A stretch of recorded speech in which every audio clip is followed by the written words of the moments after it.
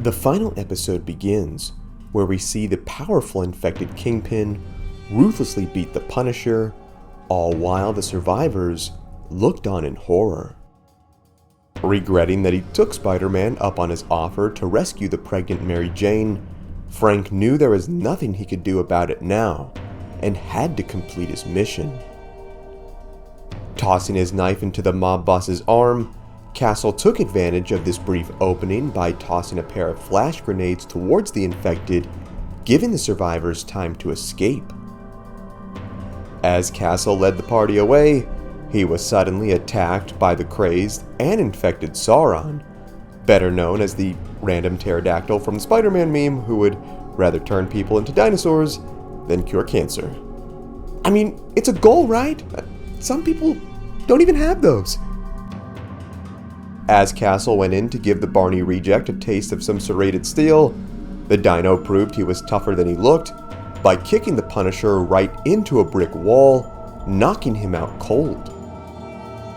Meanwhile, things would cut back to Castle's bunker, where we'd see the boy and the priest from before, where the child would tell the man that they could not stay there and needed to help the one who saved them.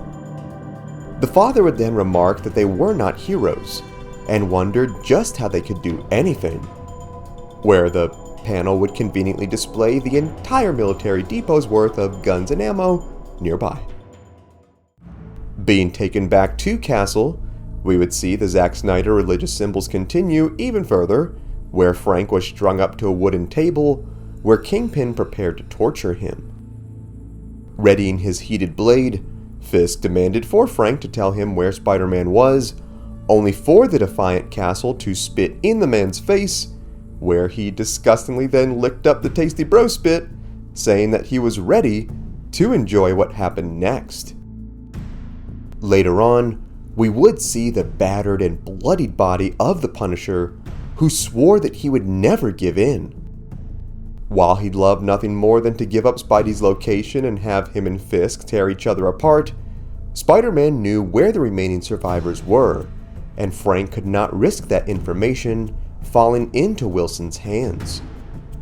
Besides, there was no amount of torture that Frank could go through that he had not already experienced in his body and mind, for every day he would relive the horrific death of his family, the death that would shape him into the weapon that he is today.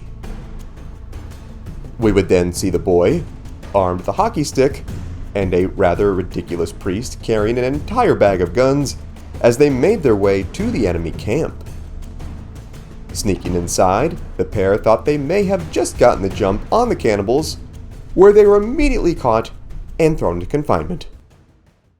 Coming back to Fisk, we see him continue to slice into Punisher's flesh, remarking that he admired Frank's willpower, but would get his answers, one way or another. Being as cruel and relentless as ever, Kingpin turned his gaze to the pregnant Mary Jane, then decided that if Punisher would not give up the information to save his own life, would he be willing to talk if it meant saving the life of one of his own? Showing that she was absolutely no slouch, this world's MJ then proceeded to elbow Tombstone right in the face, where she grabbed his knife and pleaded with Frank not to say anything. Otherwise, she would end herself and her unborn child. We are then taken to the facility's prison, where we would see a healed and rather depressed Deadpool, where he was locked in a cell guarded by an infected Red Skull. Regretting that he picked a name like Deadpool for his moniker, the mercenary would then unrelentingly verbally assault poor Red Skull, who told him to shut up, otherwise he'd eat him. Luring the dude right toward the cell bars, Red Skull played right into Deadpool's hands, where the man karate chopped him right in the throat and went to make his escape. Bet he did not see that coming, am I right? Sorry guys, I had to. Things then returned to Fisk, who was totally unfazed by Mary Jane's bluff, telling her that if she was going to self-delete, she should do it now or never. The warlord went on saying that she and her baby would make for a delicious dinner for him and his men, and they would still inevitably track Peter down, where they would defeat and consume him as well. Snatching the knife from her hands, Kingpin led MJ back to camp as the escaped Deadpool would watch on. Debating on what to do, Wade thought back to the days when he was a hero and what he would have done in a situation like this. Now armed with a big bag of guns so graciously door-dashed by the priest, Deadpool remembered exactly what he would do, and that would be kick the snot out of people, where he unmercifully beat up poor Tombstone, sending him hurtling atop poor Iceman, which broke his back. Man, it is just not this dude's day. Leaping into the fray, Wade engaged Kingpin's armies, while MJ grabbed another knife from the bag, which she used to free Punisher. Gleefully reunited with his hot-leaded therapy tools, Castle told MJ to get out of sight. He then called out to Deadpool and the rest, where he tossed out even more grenades in their direction, with Wade saying that he would never team up with Punisher again. In a fiery explosion, Castle emerged like a newborn creature of vengeance, mowing down every superpowered infected in his sight, all while a horrified Mary Jane would look on at the monster she had unleashed. As the dust settled, we would see there was nothing left of Kingpin's forces other than a bloodied mess of bones and organs. With a wounded breath, the still living Fisk would tell Castle that he knew what this was all about. He believed Frank wanted him to beg.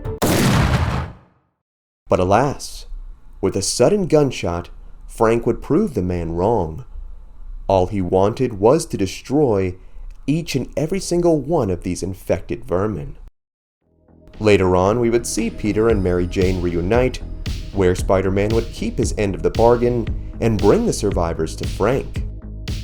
Overjoyed to be back with her husband, MJ thanked Frank for saving her, where out of nowhere, Frank would push the woman aside and with one final gunshot, the life of the once famed hero, Spider-Man, was no more. Horrified at the events he just witnessed, the priest demanded to know why Frank did this to the man who kept his end of the bargain. The Punisher responded by coldly saying that he did not make deals with monsters.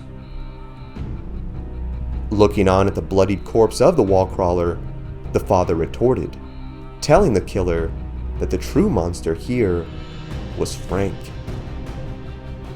Sending the survivors away from Manhattan, Castle would watch on as they sailed away, saying this was not a place for the weak.